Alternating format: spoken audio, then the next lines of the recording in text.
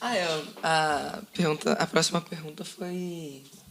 Vai ser sobre... Não tem roteiro, cara. É tudo feito ao vivo. Como o senhor tem plantado o amor pelas obras assim na sua igreja? E como plantou pelas outras igrejas que o senhor passou? Não sei a frase de alguém que fala, não sei se é de Wesley, alguém que fala que... eu vi alguém comentando que as pessoas devem ir para a igreja e ver o altar em chama, e ela será... as pessoas serão contagiadas. Me lembro alguma coisa nesse sentido. Na verdade, eu em parte eu creio, em parte eu profetizo. Em parte eu creio, em parte eu profetizo. Mas eu sou isso aqui. Por isso que eu acredito que um pastor ele vai ser bem-sucedido em qualquer área da vida dele, porque ele traz muito daquilo que ele vive para o seu ministério. Eu sou o que sou em qualquer lugar. Eu sou aqui, isso aqui. Minha esposa me conhece muito bem, talvez a que mais me conheça. As pessoas que convivam comigo me conhecem também. Nós precisamos ser intensos, apaixonados naquilo que a gente faz. A grande questão hoje de alguns filhos de pastores e pessoas que conhecem lideranças estarem afastadas, não são como é que fala a palavra? As diferenças. Nós temos alguns momentos que nós oscilamos dentro daquilo que nós falamos e aquilo que nós cremos e aquilo que nós vivemos. Essas contradições.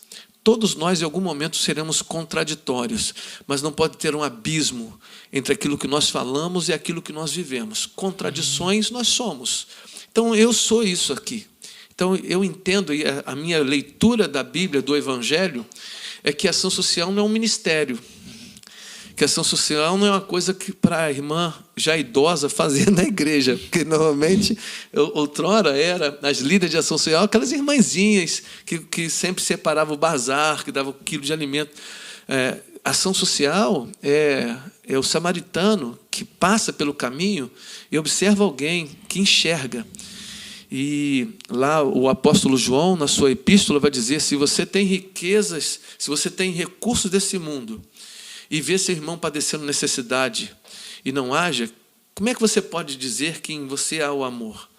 O amor me impulsiona a fazer, o amor de Cristo me impulsiona a enxergar. Primeiro, enxergar, o levita e o sacerdote enxergaram, mesma coisa. A questão é a decisão de parar, a decisão de se responsabilizar pela pergunta e a resposta. Se você está precisando de alguma coisa, eu ter empatia, eu poder olhar para o próximo com uma relação de alteridade, ver do caído do meu próximo e do meu próximo irmão. A questão, estava falando com o meu amor, vou pregar domingo, sobre essa leitura do Evangelho, onde nós vivemos numa polaridade entre aqueles que não pensam como eu, não são divergentes, nem têm pensamentos contrários. Eu coloco no âmbito entre o bem e o mal. Quem é o bem e quem é o mal? Bem é tudo aqueles que concordam comigo. O mal e demonizo são aqueles que pensam diferente de mim, adoram diferente de mim, têm um aspecto de visão de Deus diferente de mim. Quando eu polarizo isso, eu não consigo enxergar o caído meu próximo e o próximo meu irmão. Eu entendo o sofrimento dele como uma consequência do pecado e do afastamento de Deus. E aí, como eu estou muito envolvido com a minha religiosidade, eu passo de largo como sacerdote levita. Então, a questão do amor é vivência do Evangelho. Eu não posso... E essa vivência do Evangelho, e aí, assim, eu não sou a Madre Teresa de Calcutá, né? que é uma santa mulher com um trabalho fantástico, né? Tem uma frase seguinte assim: o que eu faço, o amor em obras é uma gota no oceano. Mas o que seria esse oceano sem uma gota, né? O que seria esse oceano sem uma gota?